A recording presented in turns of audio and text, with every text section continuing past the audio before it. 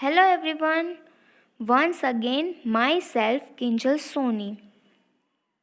First of all, very good morning and have a lovely day ahead.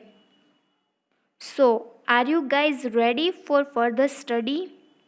So, let's start our unit 4 बचत यानी savings संकट समयनी साकड़. बहुत ही interesting and motivational story यहाँ पर है जिसमें वन स्पैरो और हनी बी दोनों है, दोनों की कन्वर्सेशन है और हमें एक छोटे से इंसेक्ट से क्या क्या सीखने को मिलता है उसके बारे में फुल स्टोरी है. सो लाइफ में सेविंग्स करनी बहुत ज़रूरी है. अगर आपने सेविंग्स की है तो आपको कौन से बेनिफिट्स मिलेंगे और अगर आपने सेविंग्स नहीं की है तो इसके कौन कौन से डिसएडवांटेजेस है उसके बारे में फुल स्टोरी है.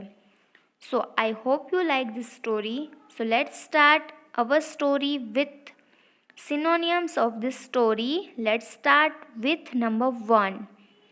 Tree, वृक्ष, झाड़, तरु.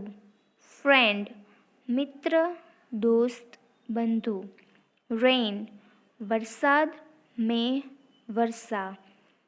Pain, व्यथा, पीड़ा, दुख.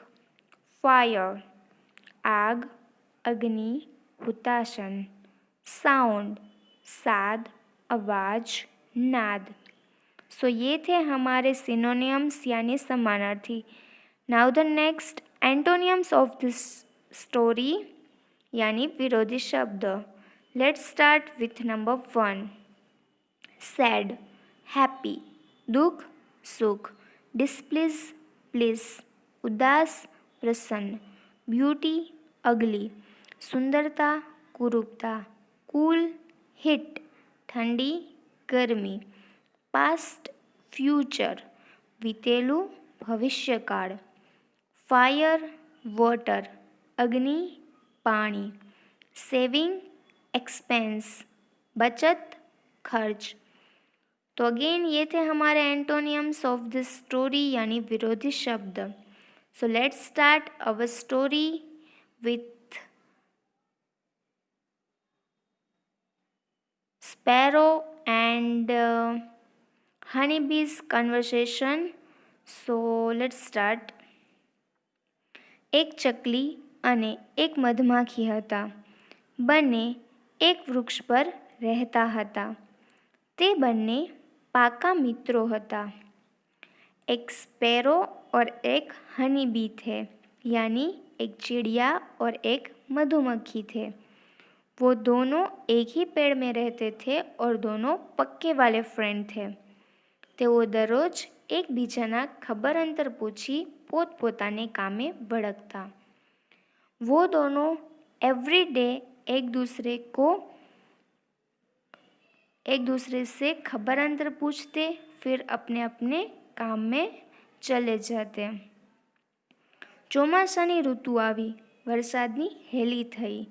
चकली उदास बनी गई. मॉनसून का सीज़न आया और तेज़ बारिश हुई और हमारी चिड़िया रानी थी वो उदास बन गई. મધમાખીએ કહ્યું, ચકલી બેન સાવ ઉદાસ કેમ છો? આટલી સુંદર મોસમમાં તો खुश રહેવું જોઈએ. मधुमक्खी ने कहा, चकली बहन यानी चिड़िया बहन ऐसे उदास क्यों हो? इतनी सुंदर ब्यूटीफुल सीज़न है तो आपको तो उल्टा खुश होना चाहिए. મોસમની સુંદરતા અને ઠંડક કરતાં મારા પેટની આગ વધારે અસર કરી રહી છે. ખાવાનું લેવા કોઈ જગ્યાએ જવાતું નથી. મને ભૂખ લાગી છે. ભૂખની આગથી બળી રહી છું. ચકલીએ ગડગડા સાથે પોતાની व्यथा व्यक्त करता કહ્યું. मौसम की सुंदरता और ठंडक वो मेरी पेट की आग से ज़्यादा है.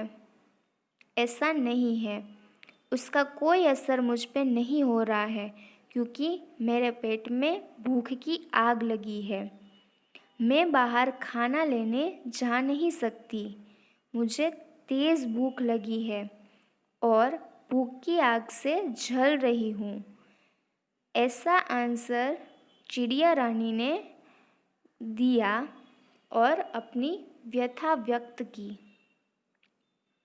ચકલીની વ્યથા સાંભળી મધમાખીએ કહ્યું, બેન, આવા કપરા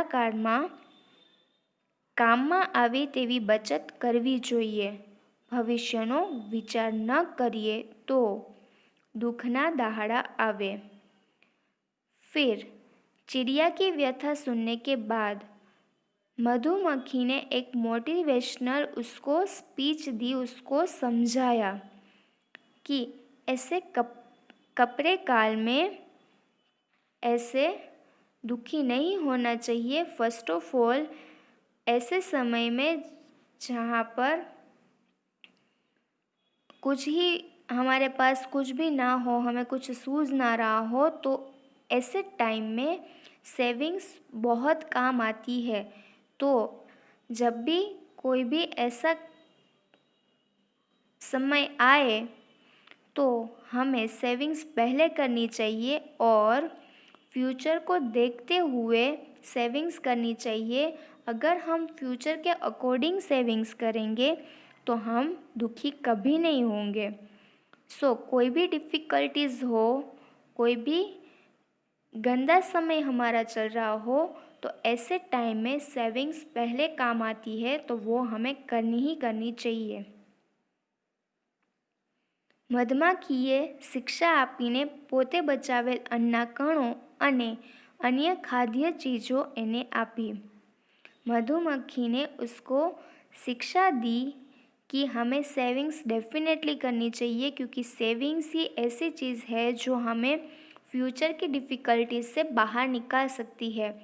अगर फॉर एग्ज़ाम्पल हम जो भी कुछ मनी अर्न कर रहे हैं, कुछ भी कमा रहे हैं, तो अगर हम जो भी कमा रहे हैं, फॉर एग्ज़ाम्पल मंथली हमारी इनकम है 20,000, तो हम वही मंथ में पूरे के पूरे पैसे खर्च कर देंगे और फ्यूचर के लिए हम कुछ नहीं बचाएंगे.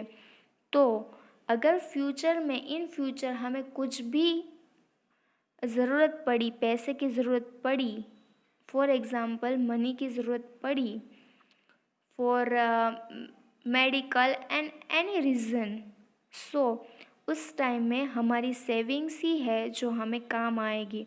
क्योंकि हम क्या कर रहे हैं कि जितना कमा रहे हैं उतना वेस्ट कर रहे हैं, उतना ही यूज़ कर रहे हैं.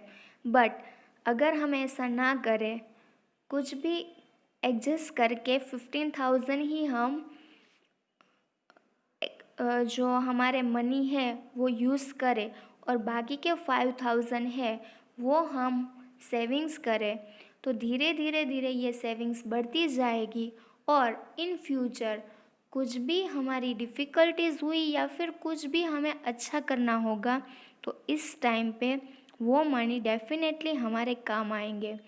ये तो मनी की बात हुई, मनी नहीं, बट कोई भी ऐसी चीज़ हो जिसकी हम सेविंग्स कर सके और इन फ्यूचर हमें वो काम आए, तो वो डेफिनेटली करनी चाहिए. नॉलेज ऑल्सो, ज्ञान भी ऐसा ही है. ज्ञान को भी हमें हमारे जो माइंड में है उसका सेविंग कर लेना चाहिए, क्योंकि कुछ भी अच्छी चीज़ है फ्यूचर में आपको काम आएगी ही आएगी.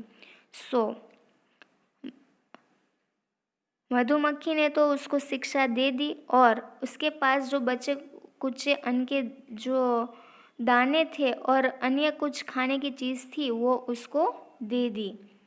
ચકલીને બચતનું મહત્ત્વ સમજાઈ ગયું. चिड़िया को सेविंग्स का महत्व समझ में आ गया. बचत करी संचय करेलू खरा समये आफतમાં ઉગારે છે. वर्तमाનમાં रही भविष्यનો ख्याल करवो જોઈએ. जो भी हमने सेविंग्स की होती है या फिर कुछ भी सेव किया हुआ होता है, वो मुसीबत के समय हमें काम आता ही आता है. हमें प्रेजेंट में रह के फ्यूचर का हमेशा ख्याल रखना ही चाहिए। कोई भी अनसर्टेनिटी आए, कोई भी कुदरती नेचुरल डिज़ास्टर आए, फॉर एग्ज़ाम्पल अर्थक्वेक है या कुछ भी हो, तो इन सारे टाइम में अगर हमारे पास कुछ सेविंग्स होगा तो ही वो काम आएगा, otherwise we are useless like sparrow. और चिड़िया के पास तो उसका अच्छा दोस्त था, हनी बी थी, वो समझदार थी, उसने तो शेयरिंग किया। बट लाइफ में हर टाइम हर लोग हमारा साथ नहीं देते, हमें खुद से खुद की हिफाजत करनी पड़ती है। सो every little bit counts, so rather than looking for one big way to save a ton of money, save in lots of small ways and set yourself up for success। यानी अगर आपको लाइफ में success चाहिए तो आज ही से start कीजिए, थोड़ी छोटी छोटी बचत से स्टार्ट कीजिए। ये थोड़ी थोड़ी बचत, यहाँ पर मनी की बात की है, ये बचत आपको इन फ्यूचर बहुत काम आने वाली है, क्योंकि छोटी बचत आपको और आपकी सेल्फ को अपग्रेड करेगी और आपको डेफिनेटली सक्सेस देंगी ही देंगी। So savings are more important things in our life. कुछ भी करके आज से ही, मुझे पता है आप लोग गुल्लक में तो डालते ही होंगे पैसे, और वो कंटिन्यू रखिए। ये छोटी छोटी सेविंग्स आपको बहुत आगे ले जाएंगी, आपको सक्सेसफुल भी बना सकती है। So thank you guys. और इसके साथ आपको क्लास वर्क में सिनोनियम्स एंड एंटोनियम्स यानी समानार्थी विरोधी शब्द 1 टाइम लिखने हैं, और पीडीएफ में मैं स्मॉल क्वेश्चन आंसर यानी आंसर इन 1 वर्ड जैसे क्वेश्चन आंसर है उसका पिक भेजूंगी, तो वो भी आपको क्लास वर्क में अगेन कॉपी डाउन करना है। And I hope you liked and enjoyed this story. And one more thing कि आपको होमवर्क करने के लिए 2 डेज़ मिल रहे हैं, तो आपको ये होमवर्क 2 डेज़ में ही कंप्लीट करना है और सबमिट करवाना है, क्योंकि आपने 2 डेज़ के बाद होमवर्क सबमिट किया तो आपका होमवर्क चेक किया जाएगा नहीं। सो ये ध्यान रखिएगा। एंड नेक्स्ट लेक्चर में हम इसके सॉल्यूशन लेक्चर होगा, इसके question answer and all solve करेंगे। So till then thank you, bye.